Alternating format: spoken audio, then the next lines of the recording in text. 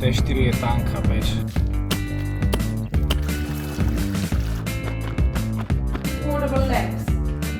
Tak zdravím priatelia, nový deň, ale rovnaké tričko. Rozhodol som sa dnes ísť trochu do lesa, do prírody. Našiel som v Slovinských horách kostol menom Kostol svätého Petra nad Beguniami. Práve som došiel do fázy, že už sa mení asfaltka na štrkovú cestu, kamenistú. Takže idem testnúť, čo to dá a jak sme na tom s T4 v tomto teréne. Podľa všetkého by to nemal byť problém.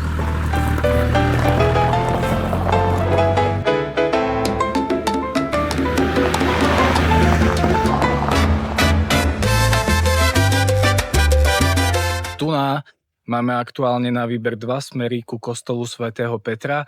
Jeden by mal byť na pešo okolo hodiny 15, ďalší nejakých 45 minút. V podstate ide o to, že tu máme buď strmejšiu alternatívu a rýchlejšiu, alebo trošku menej strmú a zase sa nám to natiahne.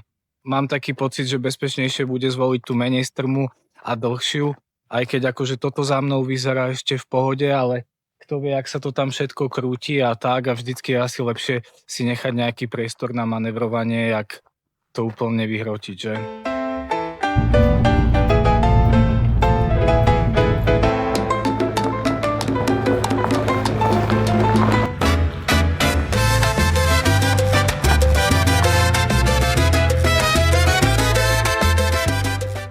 Tadiaľ som už prešiel, auto čaká hore a celkom je to tu už také výživné, aj ten terén, veľké šutre, veľké kamene, takéto nerovnosti, hopskoky, ale zatiaľ v pohode, bez nejakých väčších problémov.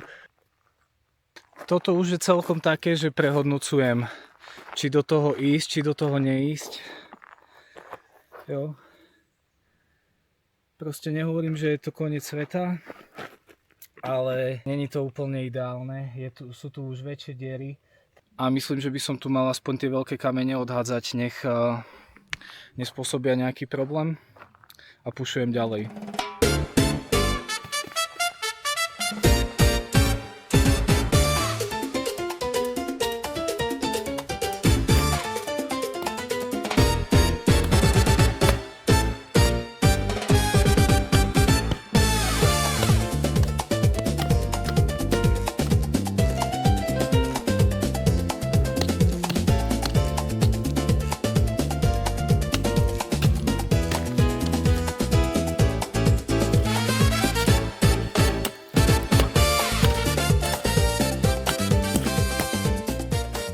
Ono sa to možno zdá, že som toho veľa nespravil, ale verte tomu, že tam je rozdiel. Keď môžu centimetre rozhodovať, tak takáto terénna úprava podľa môjho názoru, ne že by som bol nejaký veľký offroader, môže spraviť dosť, hlavne tie veľké šutre sú preč. Celé je to hladšie, tam, kde to bolo vyššie, tak som to jemne znížil a dal do tých, do tých oblín.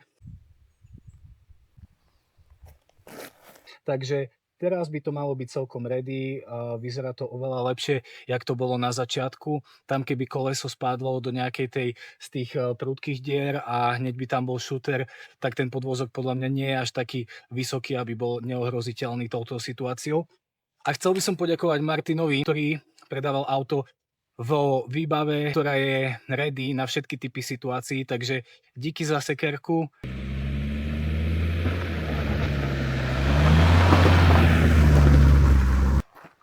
Ale som to vyhľadil na pána. Chlapci môžu jazdiť. Je to prejazdné. Nemáte za čo, chlapci.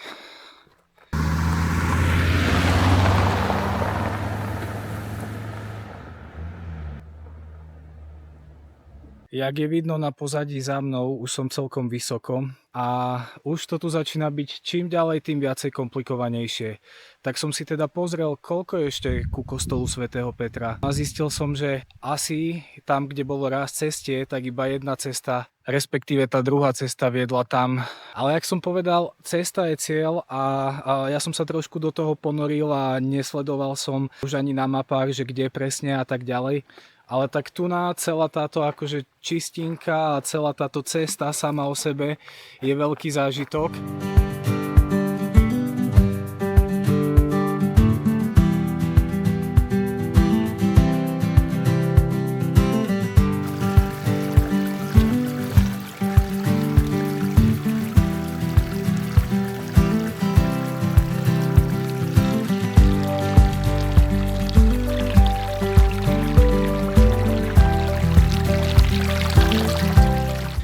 Otázka ale znie, a čo teraz? Mám ísť ďalej touto cestou? Podľa mňa už nie. Už síce áno, cesta je cieľ, ale aj kostol je cieľ. Takže ja sa spustím dole a skúsim to dať. Neviem ale, kde sa tu otočím. Toto je jediný problém, pretože táto cesta je dosť úzka a sú tu síce také menšie krajnice, kde sa dá uhnúť, pokiaľ by išli dve auta, ale podľa mňa sa ani nedá. Akože je to tu už fakt extrémne úzke. A tu na dole, keď to náhodou nevymerám, tak tu na je to akože veľmi smutný príbeh. Ide to tam dole strmo. Tam je nejaký potok, nejaké stromy.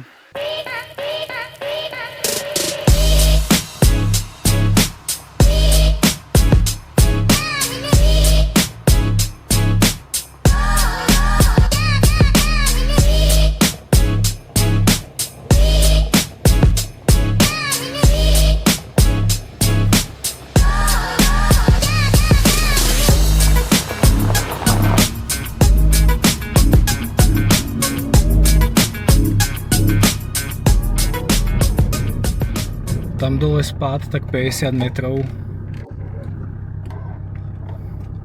Opa. T4 je tanka, bež.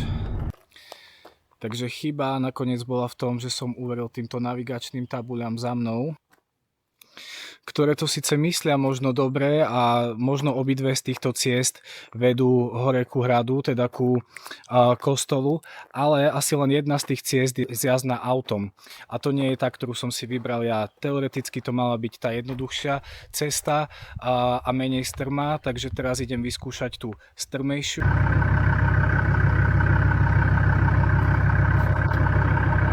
Nedá sa tam dojsť autom, je to proste nemožné. Takže som to preveril zo všetkých strán a môžem túto informáciu potvrdiť, že ku kostolu svätého Petra v Slovinsku sa nedá prísť autom. Neskúšajte to. Nie, že by to asi veľa ľudí chcelo skúšať, ale nejde to. Toto tričko je už odporné, hnusné. Ja už som odporný, hnusný, dopotený a nechce sa mi tam veľmi ísť. Je to len 15-20 minút pešo do kopca. Takže samozrejme, že to nevzdám a dám to. Kebyže o tom netočím video, tak sa možno aj otočím a idem head. Ale už akože to berem jak taký záväzok a chcem tam ísť. Ale možno práve to je dobré na tom, že točím video. Ťa to púšne tým, že chceš si spraviť ten záber, chceš si spraviť tú fotku, chceš to do vlogu, tak ťa to často púšne ďalej, jak by si išiel len z tej vlastnej motivácie. Ja nehovorím, že to je dobré, ale tak to celkom funguje, aspoň u mňa, že ma to tak púšne trošku, keď potrebujem. A toto je ten prípad.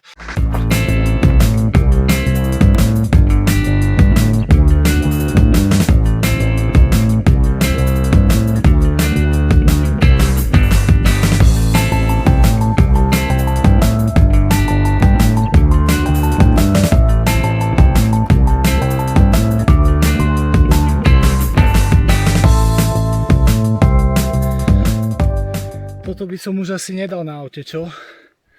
Ak nie si veľký fanúšik šľapania do kopca, ako napríklad ja, tak skús behanie. Ono je to síce náročné a lepšie sa to aplikuje dole kopcom ako do kopca, ale fakt je to rýchlejšie a zábavnejšie. A tu predo mnou už máme kostol svätého Petra. Au, vežička. Idem tam.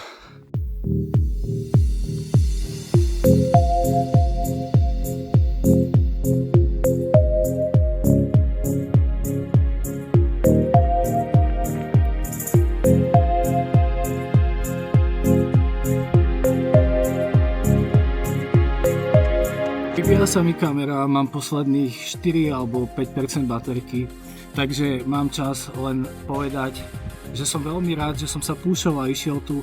Je tu fajnový výhľad, je tu kľud.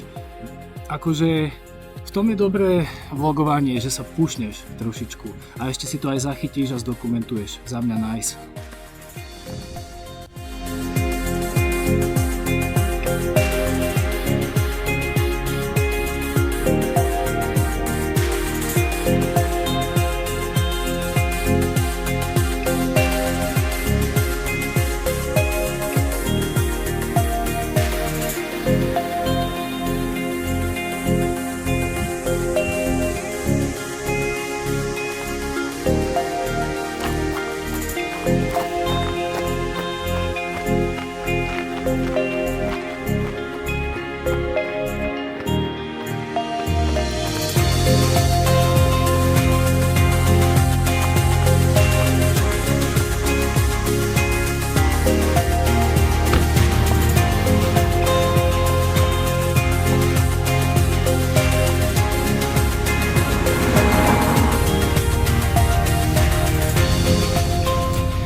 Nomads Village.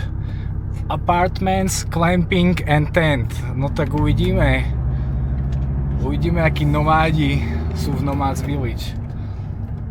Vyzerá to tu trošičku ako v Raslaviciach. Ale nie, dobre. Hi. Hello. It's portable lamps. Okay? So you have a little knob in the shower that you just hook it up to. Oh, there is no light. You need to use that. For the shower, yes. Otherwise, here you have lights that sense you when you walk in the night. Okay? Okay. And then the kitchen, you have some plates, forks. Josef, yes? Yes, that's me. You're here for 2 days. For 2 days exactly, Yes, for the okay. weekend. So here we have our glamping platform, but you book the single ones, which are 1 floor above. So the tent is for 2 persons, so usually a couple books it or family. So these are like a couple tents. Yeah. So you book one. Yeah. And then here we have the 4 beds, and this one over here is yours. Okay, that's cool. So you have a towel over here, and you also have a portable lamp.